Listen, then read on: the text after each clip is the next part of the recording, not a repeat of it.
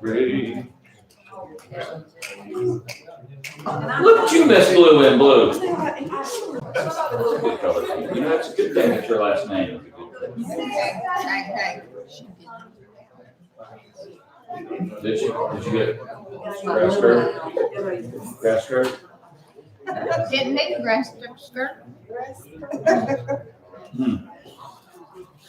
I was about to say, Lord put on the grass skirt and she went with pictures, and I didn't see it. It's a picture of me and not her mama. She wanted to. But she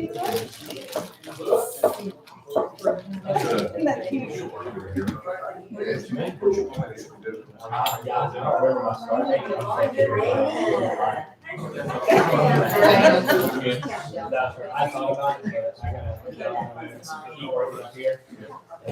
I like that.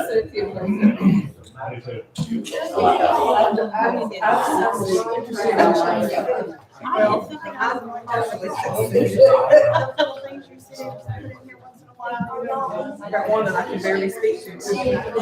She wants to talk politics. That's not something we need to talk about.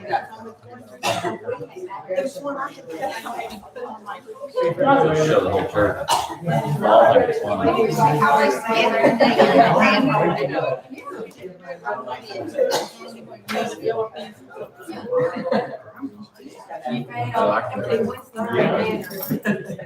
Show Matt, Matt like it.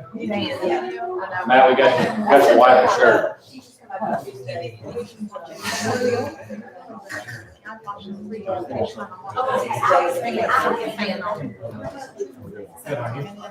Get some air moving. Yes.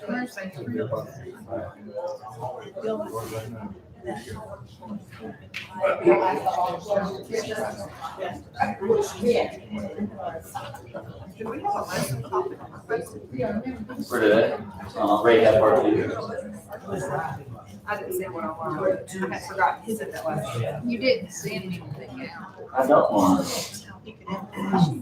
Yes, you do. Don't you? Just Wednesday? Yes, sometimes. Yes, you did. So I got up right early this You got morning, late?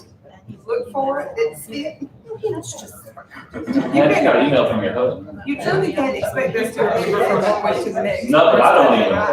I don't even. I don't remember what I did yesterday. Okay, you better watch.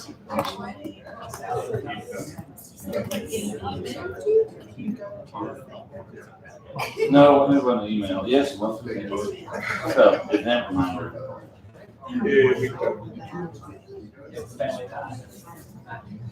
No, we just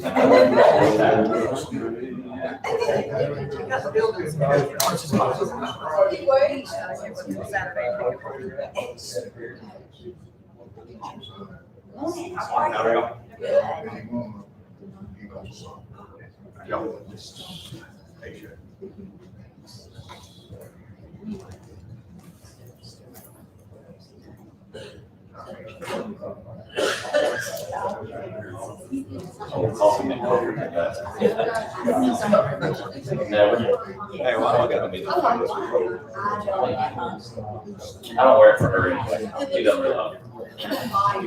It's like a, Deer. well, Deer. I think it's the majority.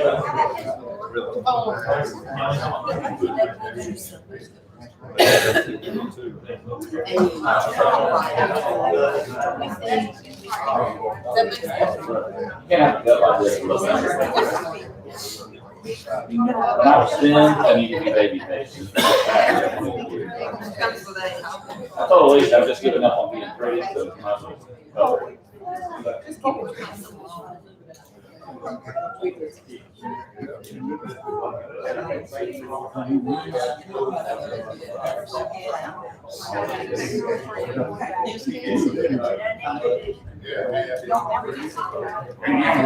Handlebar, man.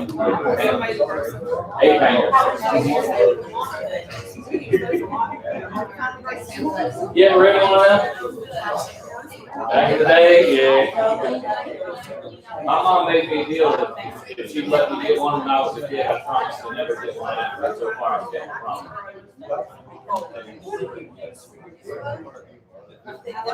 Lay one down.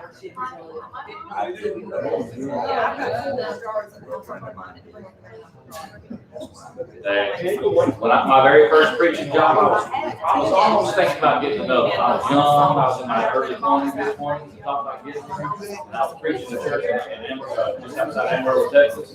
We had 3 guys. One went to church with us, 2 sons of members. Almost late, and it's just like,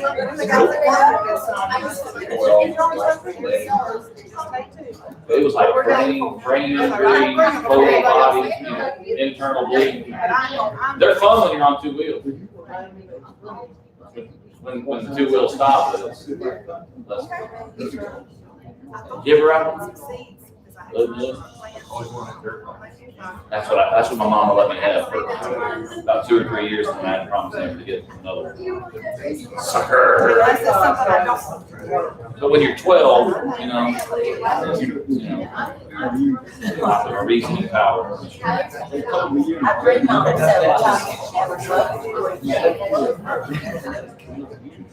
They used to have one. This was more than crowd.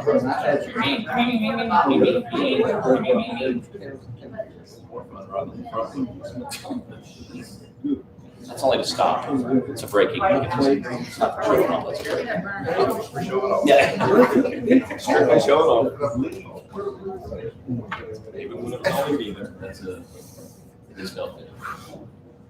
Yeah. Could you hop up on that? I'm waiting on y'all. Good fellowship going on. I hate to break it up.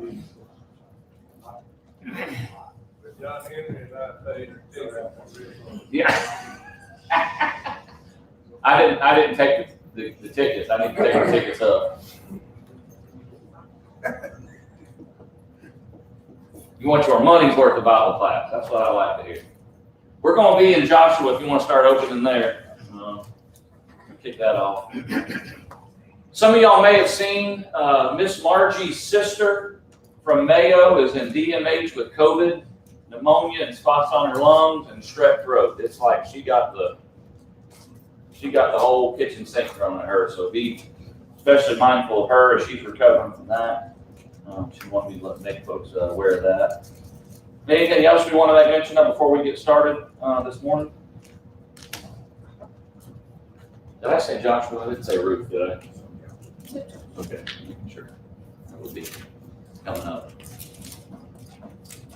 Yes, sir. Yeah, the young man that's on our prayer list, Evan Turner, my family member, he possibly could lose his right foot. It's not getting better, it's getting worse. It's literally like it's rotten off of it. That's the story where he was trying to be the good Samaritan, helping somebody out in a wreck, and then stepped on a grounded. I saw your uncle Friday. I like to give him a hard time. Why you got a full-time job? That's it. Side work. Side work. I enjoy giving him a hard time.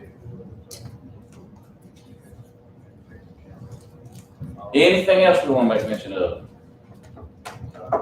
You good? Any praises you want to share? You here? You didn't kill your brother today, so it's a good day. That's right. You allowed him to live another week. That's right. He should be thankful. He should just be thankful. He's allowed you to exist. He's not smitten you, almighty smiter.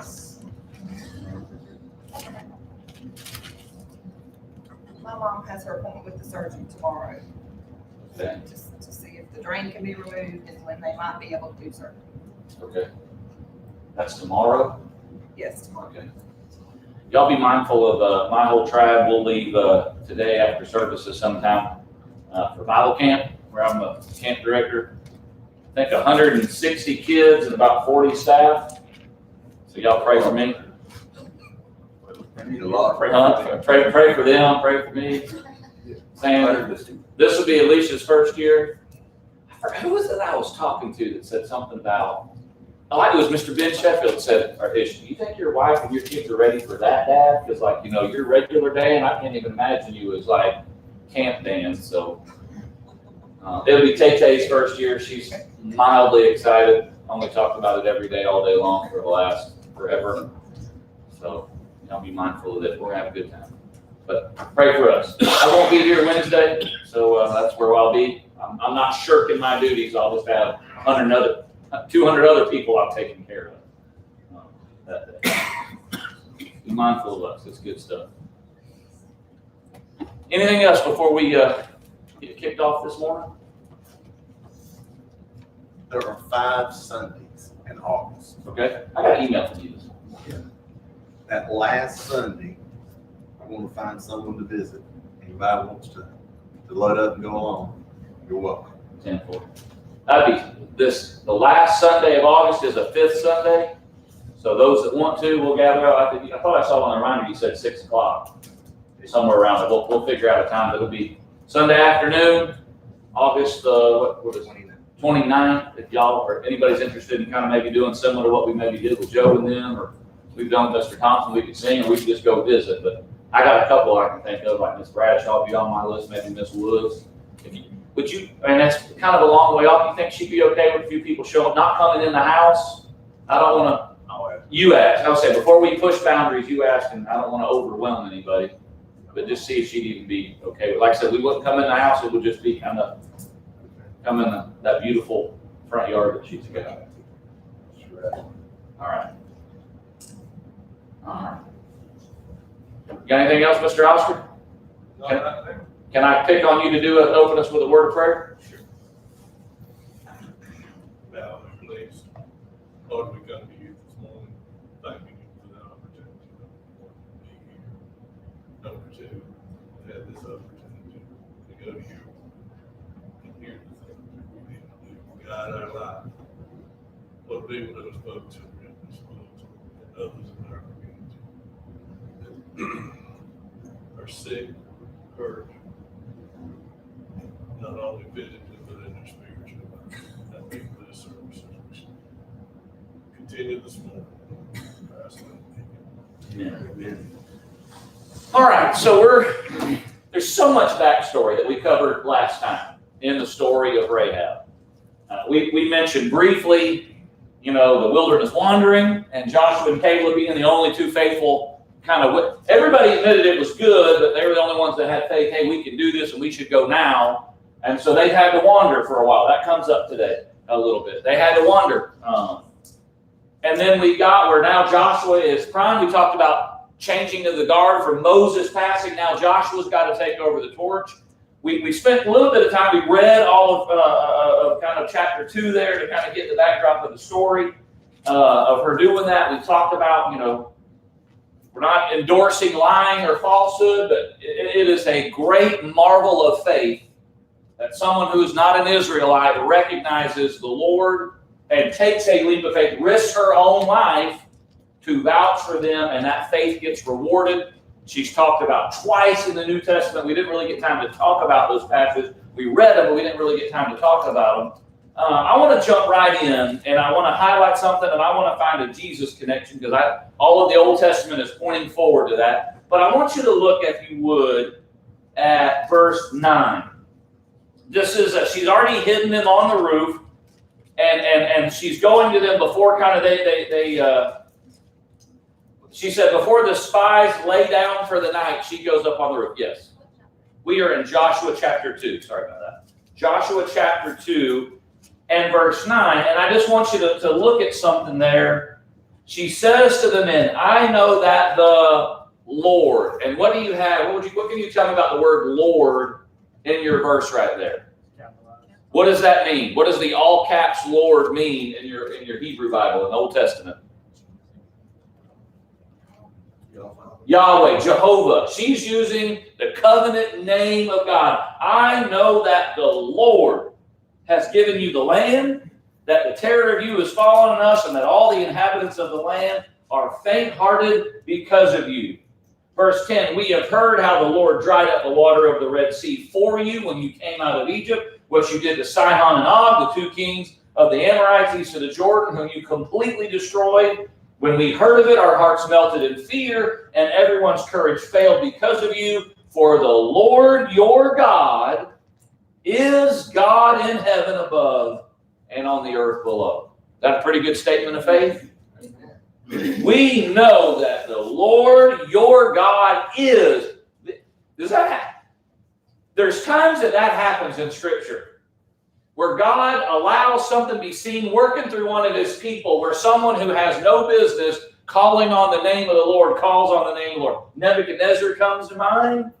Daniel in the lion's den comes to mind. In fact, sends out a proclamation, we're not worshiping any other God but his God.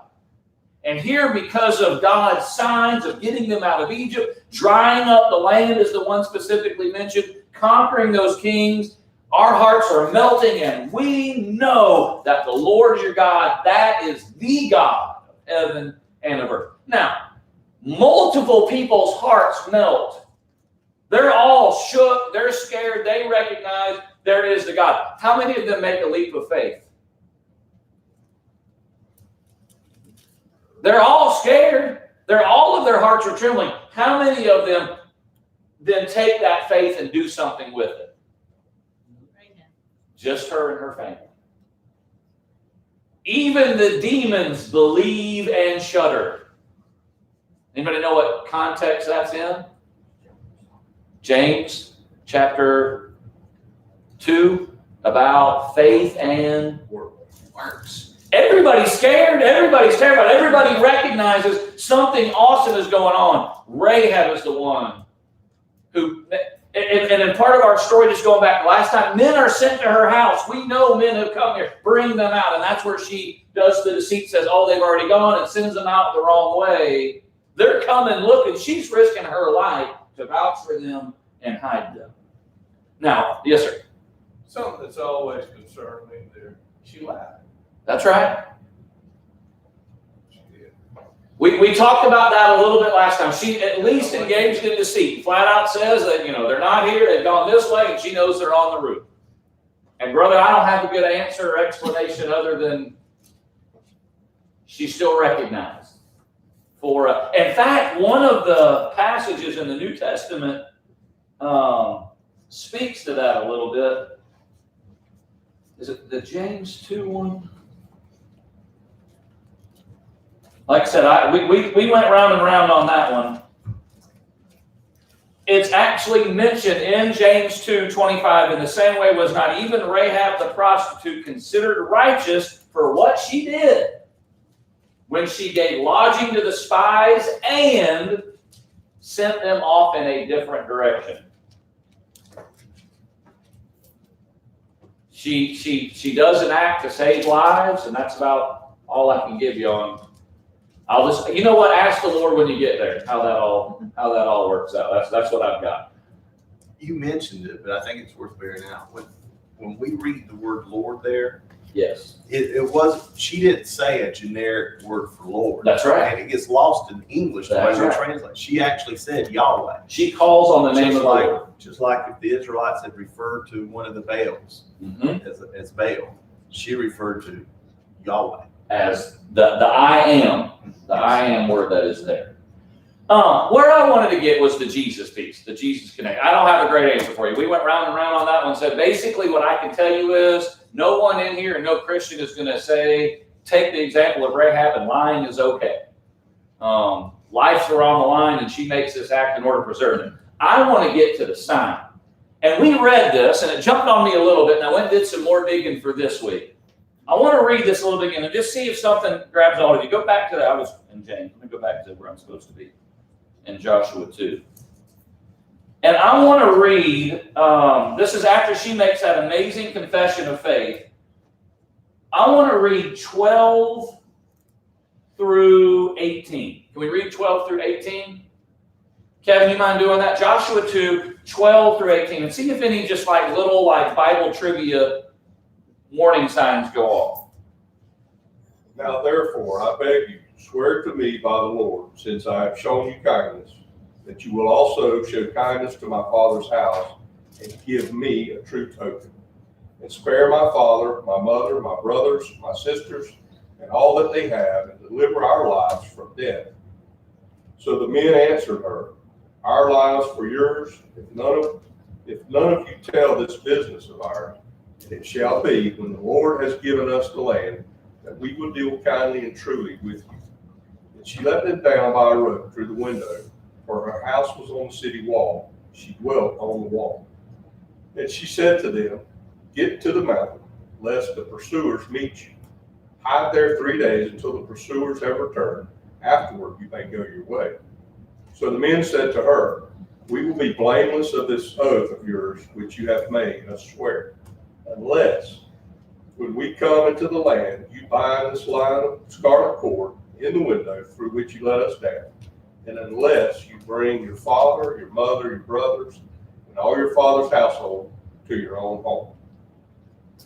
All right, if we're looking for Jesus in the Old Testament, which the New Testament tells us to do, any words, phrases, numbers that would kind of direct you in that direction? I know I'm searching. Kind of reminds you of the sign upon the door. Okay, I almost thought about that one, reading a little bit further. If we would have gone into 19, as for those who are in the house, their blood will be on their head. Basically, it's very similar to the Passover. Interestingly, I don't know if we'll get there today, but right before they take the city of Jericho, because they've been wandering the wilderness and all the young, the older people die. They circumcise the men before they take the city. They celebrate the Passover before they take the city of Jericho. There's some similarity there. What did you say? Why 3 days? Why is 3 days significant? She told you to hide for 3 days. When Jesus was 3 days. All right, say, is 3 days a buzzword for us as New Testament Christians? Yep. It ought to be. And then there was something else about, she's asking for a sign. Your Kevin's version said token there in verse 7. Let's see, was it 17? No, 12. 12, yeah, I didn't go back. God, give us you said a token. Anybody have anything different? Pledge, earnest. Say it again. A footnote is promise. It's promise. This version NIV has a sure sign. We're looking for a sign, a pledge, a down payment, an earnest. Give us something that's there. Mine says a true token. A true token. Now, this is where Hebrew is a fascinating language. I don't profess to be a scholar, but I can research and dig, and I can read and Strongs and Vines and other stuff. There's words that are lost on us that don't mean anything without doing a little bit of research. The first time, so in verse 15, she lets them down by a Scarlet cord. Does yours say that in 15? What do you have in 15? No, it says rope. It just says rope. 15 says she lets them down through the wall with a rope. And that is a Hebrew word that would be very similar to our word there. The next time it's mentioned, we've got some other kind of rope or cord is mentioned in 18. That it's not just a rope now, it's a cord. And what color is it? It's red. It's a scarlet cord. Let me get where I've got my notes written down on this. That word for cord there. Tikva, the Hebrew word. The primary definition is a cord or a rope. That same word is also translated hope or expectation. Exact same word. Ground of hope, things hoped for, or an outcome.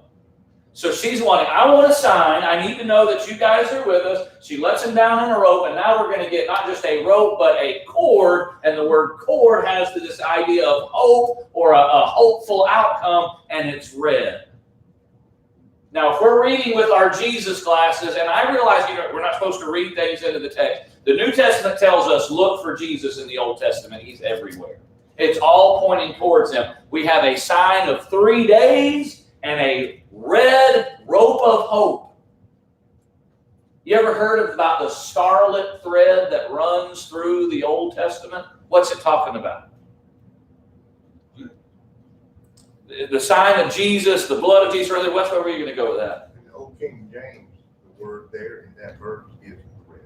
It's thread. Scarlet thread that's running through that scarlet cord. And there is. It starts. How far do you have to get in your Bible before Jesus is mentioned? 3 chapters. You got well, good call, because you got let us make man in our image. So Mr. John Henry gave me the one. You are right. You are right. But then chapter 3, you got what? The prophecy of the prophecy will crush the head of the snake or snake. And the seed of woman. Your seed is going to crush the head of the serpent. He's all through there. And I just wanted to give you that little piece of, you got a scarlet thread, a scarlet rope. You got 3 days. We're little wink and a nod that something is coming. There is a thread of hope that is tangled throughout this history of God in all of this. So she lets them down. They kind of make this deal, and the scarlet cord gets mentioned again, scarlet thread again in verse 21. And so they go home, and they kind of come home, and they tell Joshua, God's surely given us the land into our hands. Now I just kind of want to go survey fashion through what happened. Won't take the time to read all of 3 through 6, obviously, but let me give you some high points. We gotta kind of reestablish Joshua as a second Moses. Another thing that gets lost on us. There is a prophecy about Moses. There is one like Moses who's going to come again. Who is that going to be? Christ. His successor in the Old Testament is Joshua. Yeshua. The name Joshua, guess what? Same name as Jesus in your New Testament. One like Moses is coming, is the prophecy. The successor of Moses is Yeshua, Jesus in our New Testament. Like I say, little things get lost on us language-wise that to these readers, the first century readers, would have jumped off the page at them. So, verse 3, when you see the Ark of the Covenant of the Lord and the Levitical priest carrying it, you are to move out from your positions and follow it, then you'll know the way to go. Follow the Ark. And I love in verse 5, this is Joshua chapter 3, Joshua tells the people, consecrate yourself. What's another way, how would we word consecrate yourself? What does that mean? Purify. Get ready. Get ready, why? What does he say in verse 5? Because tomorrow, the Lord's going to do amazing things amongst you. Get ready. Get yourselves ready to meet the Lord. Something amazing is about to happen. And so they take the ark. Now, verse 7, God says to Joshua, chapter 3, verse 7, today I will begin to exalt you in the eyes of all Israel. Why does Joshua need to be exalted? Why does he need to be crowned or anointed in some way? People that the Lord's going to be with him just as he did with Moses. That's the promise that gets made in Joshua chapter 1. When Moses has died, and we got a changing of the guard, and how he's got to lead the people. And God knows, I mean, he needs a sign in some way to say, this is my man. And it's not Joshua exalting himself. It's the Lord saying, I'm working through you. I'm going to exalt you so they may know that I am with you as I was with Moses. So we're going to get a wink and a nod of something that Moses was able to do, that Rahab mentioned, that now Joshua is going to duplicate. When they crossed the Red Sea, what happened? Did Rahab mention that specifically? We know how God parted the waters and then mentions what you did to the kings of Sihon and Og and the Amorite king. But she specifically mentioned crossing the Red Sea on dry ground. Verse 9, come here and listen to the words of the Lord your God. This is how you will know that the living God is among you. What is the sign? Verse 13. As soon as the priests who carry the ark of the Lord of all the earth, set foot in the Jordan, its waters flowing downstream will be backed up, cut off, maybe your version says. I love that the text gives us in verse 15 what's true of the Jordan River during harvest season. It's at flood stage. That gets mentioned a couple different times. So it's not just, it's like a winter tide, the water's already a little bit low. The text goes to the length to show us during this, it's the flood stage. And as soon as the foot of the priest carrying the ark hit the water, what's going to happen? It's going to depart and they're going to walk across on dry land. And if what happens, And verse 15, verse 16, the water from upstream stopped flowing. It piles up in a great heap. I don't know what that means, but do y'all have visions of what it looked like crossing the Red Sea? Yeah, what does it mean? What would it look like? I mean, I don't want to rush past that, but like, imagine you're one of the walkers there. What does it mean? What does it look like the waters have piled up in a great heap? What does that look like? Had to make a wall. You know, I mean, because they were walking in a mountain. And you just look up, what's holding that water up there? I mean, especially like right now in our county, where like, if you've driven through the woods lately, or people got water piling up in their houses. Talk to Brother Durden right now about how that's going. I mean, water is powerful. When it goes, it wants to go. And just think about it. John Henry, where's your mind going to go? Priest touches the edge of the Jordan. The water's back up and the ground's already dry. Now, I don't know about you, but as this water dries up in these ditches, what's usually true? Oh, the water's gone, but it's soft. Like, is it number 8 at Madison over there? That runs around the water right there. Even though the water's gone, it's soft. But when the water backs up, not just the water's gone, it's dry ground. It's dry ground. Yes, ma'am? Well, like if you go to Atlanta, or I think maybe the Tampa one, the aquarium, where they do the thing, you can walk, but I mean, obviously that's glass. But in my mind, I mean, not that these people are probably doing that, but I'm thinking because it's done by God, there's not glass there, and you see a fish swimming close enough to you instead of taking a pole, just as you're walking by. When you know that if there's kids walking through there, they're going to at least attempt that. The sign that had to be for those people. And think of the fear that it would invoke, even if you start walking and the sea is water on walls beside you. It has to cross your mind. How far are we going to get before? If he snapped, if somebody just steps right, and then that comes while we're out in the middle of there. Have you ever had that thought walking through those glass aquariums? Like, what if a little bit of the glass started? In fact, I forgot where it was. It might be at SeaWorld, where they've got one of the panes set up, where if you walk up next to it, it fake breaks and it does like the crack lines all along the glass. And I've seen people like jump scare there. But you're walking across it and it's like, it's crazy. And it mentions it again. John Henry, you pointing that out. It says it again in 17. The priest who carried the Ark of the Covenant of the Lord stopped in the middle of the Jordan and stood on dry ground. And when the whole nation, chapter 4, verse 1, had crossed the Jordan, the Lord said to Joshua, let's get some stones together. And interestingly, verse 6, these stones are going to serve as a sign among you. What did Rahab want? Give me a sign, give me a pledge, that scarlet thread. And now here we've got one like Moses is now being kind of anointed by the Lord. Joshua is his name, and he's parting what, and where I went with, I think it's something that you said. When Jesus would do miracles, when he calms the waves, something the disciples said, who is this that the winds and the waves obey him? Don't you?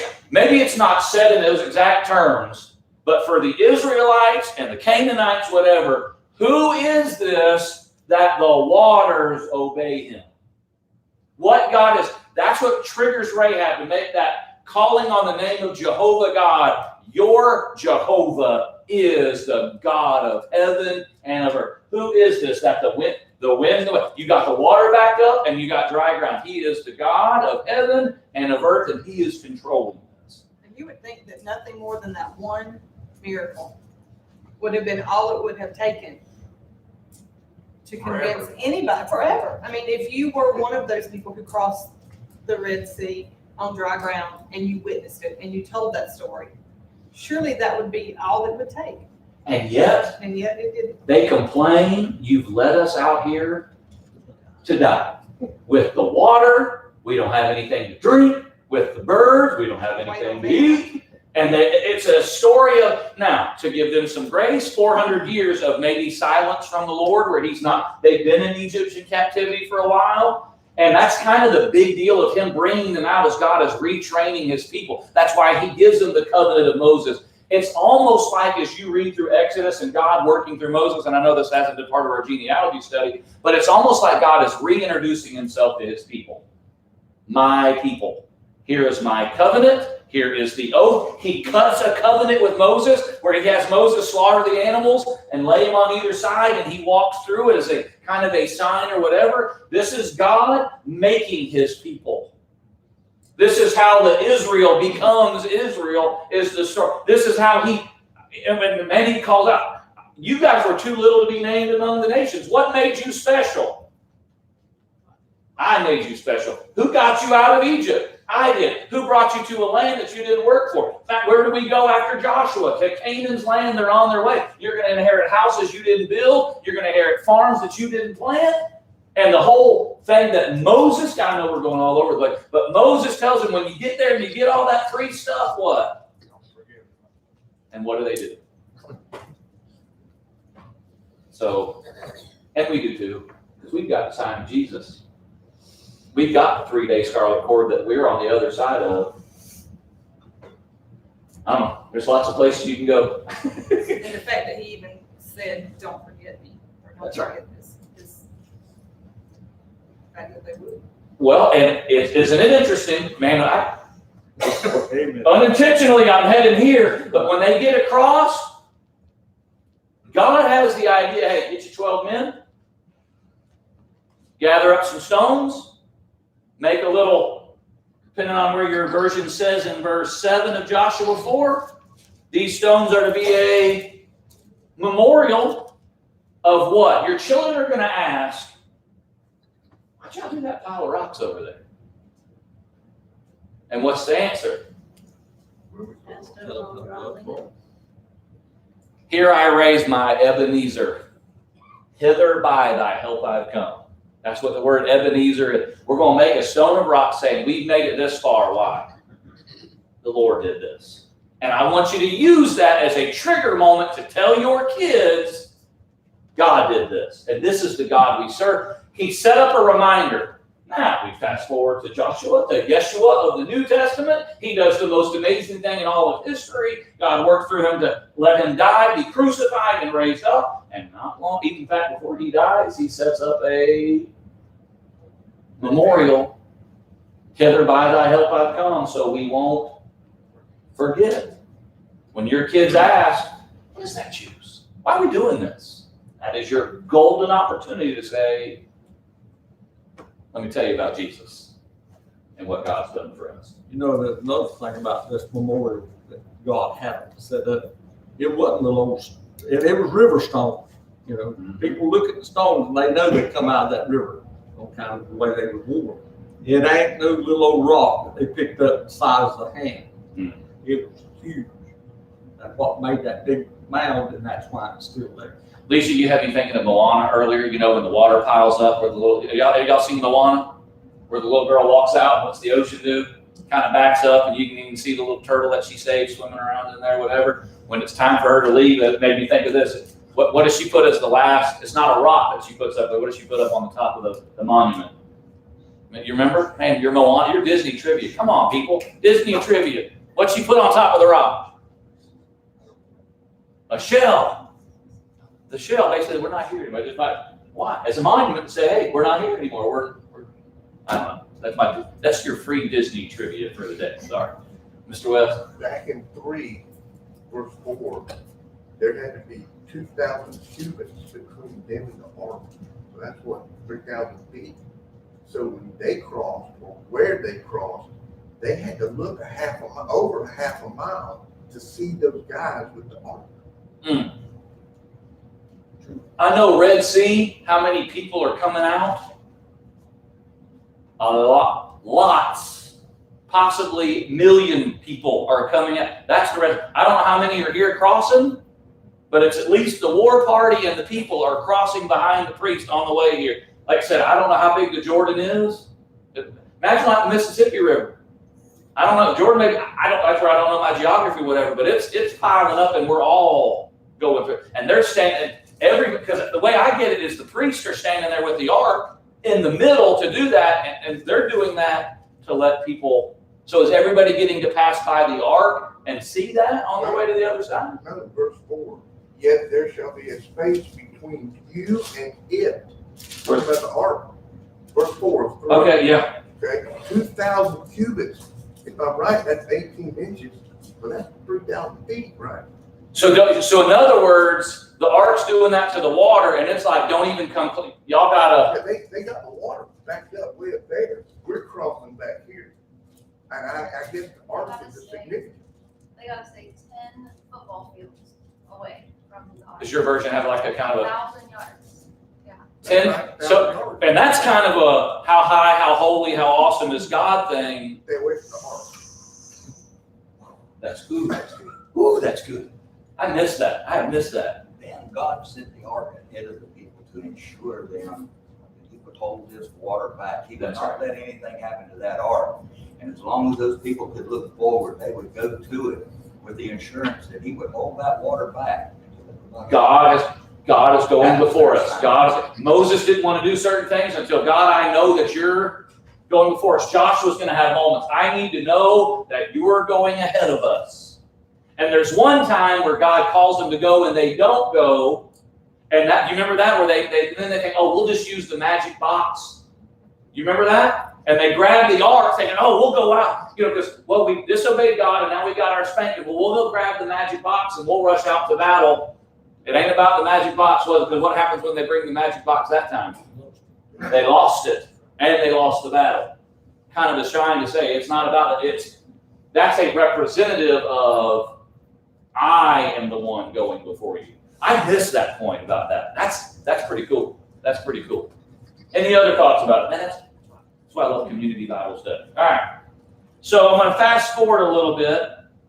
This is chapter 4:14. That day the Lord exalted Joshua in the sight of all Israel. They stood in awe of him all the days of his life, just as they stood in awe of Moses. So we have anointed a successor.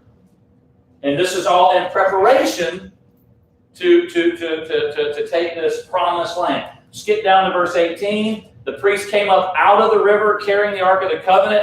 This is NIV words in verse 18. No sooner had they set their feet on the dry ground than the waters of the Jordan returned to their place and ran at flood stage as before. So they're getting the box across. They get over there to that bank part.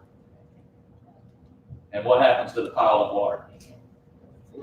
That's cool. Man, I don't care. Brethren, I know we're not standing there, but don't let these signs be lost on you. They're being recorded as truth, as history. And the scriptures are making a point to show this is not natural. As these waters receded back, it was drowning the Egyptians who were chasing. That's right. It may be, and this is different. This isn't Red Sea. This is just, usually when water piles up and you turn the dam loose, I wonder how, did he just keep it in the banks or it flooded?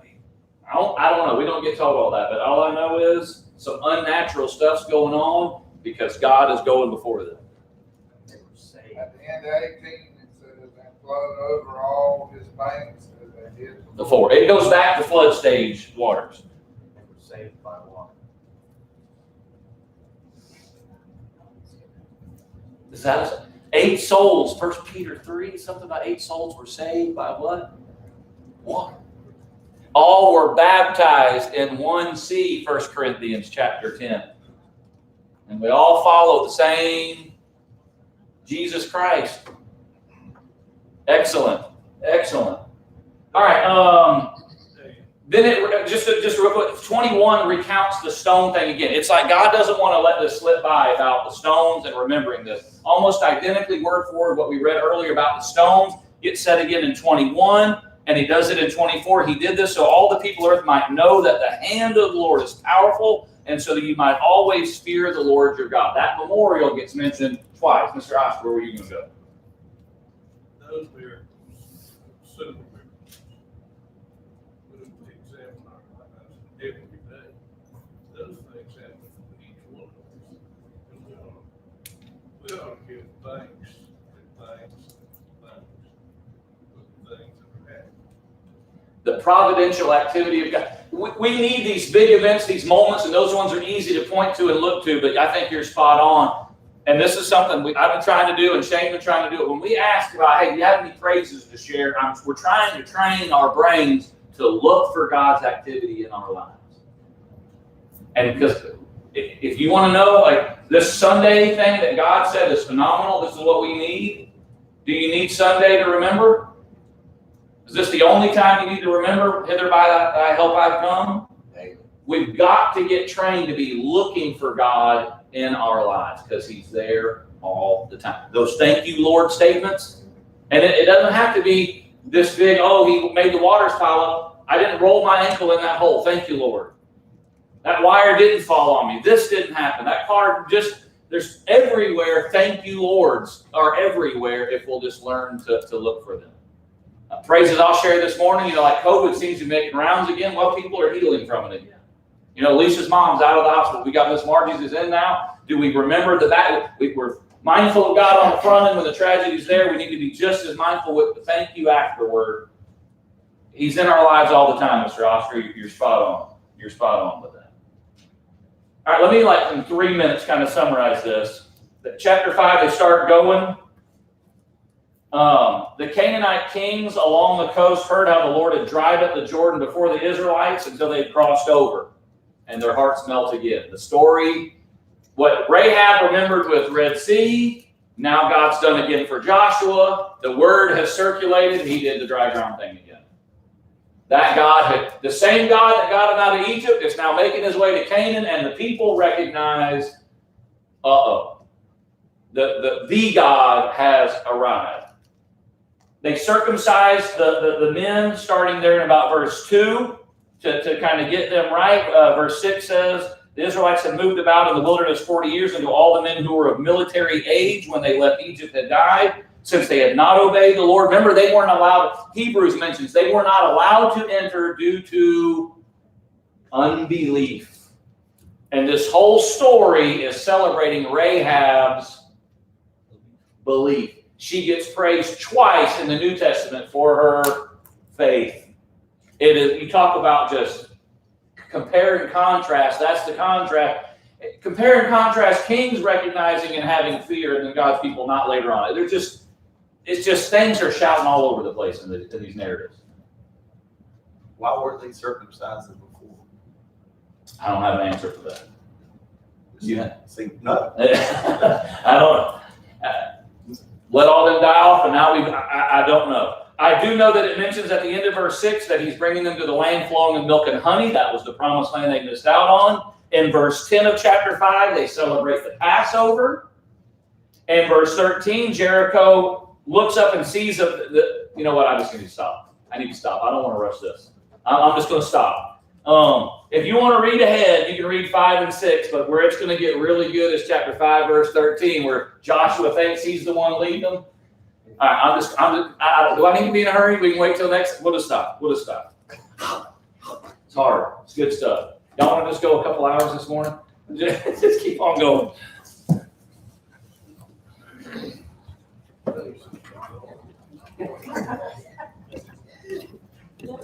Cliffhanger.